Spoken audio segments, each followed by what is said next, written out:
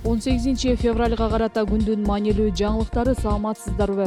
Жалал Абадта былтыр 9 айда жашы жетелек 21 кыз көз жарган. Бул тууралуу Акыйкатчы институту билдирди. Мекеме жетекчиси Жамиля Жаманбаева мамлекеттик органдарды эртең никеге турган учурларды алдын алуу чараларын күчөтүүнү талап кылды. Окуучу кыздардын никеге туруусун алдын алуу максатында Сузак районунда мониторинг жүргүзүлгөн. Ага ылайык Сузакта былтыр 9 айда эрте турмуш курган 23 учур катталып, 21 тергөө учурунда кыскартылган. Ал эми Жалал Абад облусунда 21 жашы жетелек кыз кош бойлуу болуп каттоого алынган. Анын 3 учуру сотко өтүп, 18 боюнча иш козголгон эмес. Ушундай эле байкоо эми өлкөнүн башка аймактарында да жүргүзүлөт. Саламаттык сактоо министринин маалыматына ылайык, мурдагы жылы Жалал Абадта 68 өспүрүм кыз төрөгөн. Ал эми өлкө боюнча андай эрте көз жаргандардын саны 310ду түзгөн. Социал-демократтар партиясынын абактагы лидери Темирлан Султанбеков дээрлик 100 күн ачкачылык кармады. Ал ден соолугуна байланыштуу жана жакындарынын өтүнүчүн эске алып, ачкачылыкты убактылуу токтотууну чечти. Анын айтымында, акыркы медициналык текшерүүлөр анын ден соолугуна олуттуу коркунуч жаралганын көрсөткөн. Султанбеков бул кадам күрөштү токтотконумду билдирбейт деп белгилеп, дарылануудан жана орозодон соң ачкачылык акциясын улантаарын айтты. Былтыр 13 ноябрда Социал-демократтар партиясынын штабында тинтүү жүрүп, лидери Темирлан Султанбеков жана анын 2 партиялашы кармалган. Аларга добуш сатып алуу айыбы тагылууда. Парламенттик шайлоону мажоритардык система боюнча гана өткөрүү сунушталууда. Парламент төрагасы Нурланбек Тургунбек уулу баштаган бир катар эл өкүлдөрү Жогорку Кеңешке депутаттарды шайлоонун системасын өзгөртүүнү сунушташты. Алар президенти жана Жогорку Кеңештин депутаттарын шайлоо жөнүндөгү конституциялык мыйзамга өзгөртүүлөрдү киргизүүнү демилгелешти. Ага ылайык парламенттеги 90 депутаттын баары тең мажоритардык система боюнча шайланат.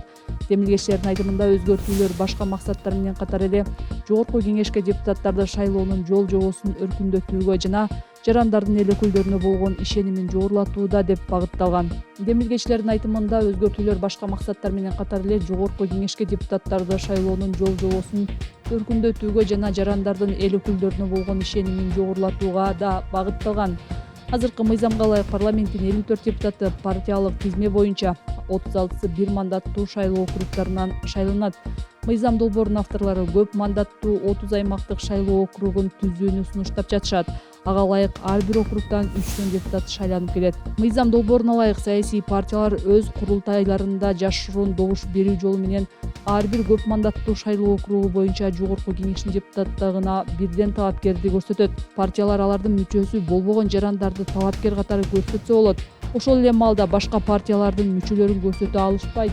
Мындан тышкары, талапкерлердин тизмесинде бир жыныстагылардын саны 70% көп болбошу шарт. Шайлоого катышуу үчүн партиялар 3 миллион сомдон, өзүн өзү көрсөткөн талапкерлер 100 000 сомдон шайлоо күрөөсүн төлөшү керек болот. Талапкерлер бирдей добуш алган учурда документтердин толук топтомун датасы жана убактысы боюнча эрте берген талапкер жеңди деп эсептелет. Ошондой эле мыйзам долбоорунда аялдар үчүн өзүнчө квота каралган. Парламенттеги 30 депутаттык мандат аялдарга бөлүнүп, ар бир аймактык шайлоо округунда катталган аял талапкерлердин ичинен шайлоочулардын эң көп добушун алган аял шайланды деп таанылат. Депутат аял мандатын тапшырган учурда кайра шайлоо өткөрүлбөйт. Ошол округдан көп добуш алган кийинки аял талапкерге мандат берилет. Демилгечилердин пикиринде, мындай өзгөртүүлөр Жогорку Кеңештин курамын партиялык тизмелер боюнча түзүүдөгү кемчиликтерди жоет. Депутат Дастан Бекешевдин айтымында, Жогорку Кеңешке шайланып келүүнү каалагандар быйыл эле даярдана башташат. Ал эми парламенттик шайлоонун өзү 2026 жылы күзүндө өтөт.